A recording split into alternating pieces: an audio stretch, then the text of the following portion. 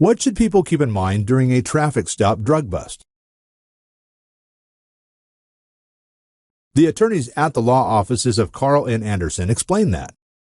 In order to search a suspect, a police officer must have a reasonable and articulated suspicion that a person is either committing or has committed a crime.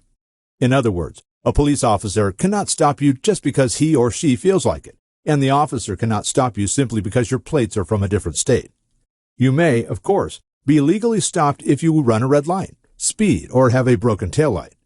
Once you are pulled over, the police still may not search your vehicle for contraband unless they have a reasonable suspicion that you carry contraband. However, the officer does have the right to question you about suspected drug activity. Sometimes the officer may simply happen to have a drug-sniffing dog and may attempt to use that as a reason to search your vehicle. Remember, though, that if the police do not arrest you, you are under no obligation to answer their questions. Unless they make it clear that you are being placed under custody, respectfully request to be dismissed. In the Fourth Amendment of the United States Constitution, the Founding Fathers established protection under unreasonable search and seizure as a basic American right.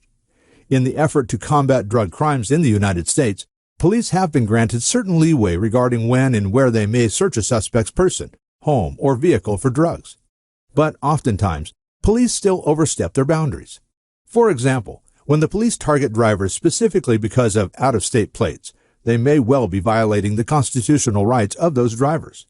At the law offices of Carl N. Anderson, PLLC, we understand the laws surrounding traffic stop drug bust and can advise our clients accordingly. Contact the attorneys at the law offices of Carl N. Anderson III, PLLC, in Utah for a free initial consultation at 801-997-9534 or visit www.rmrplaw.com.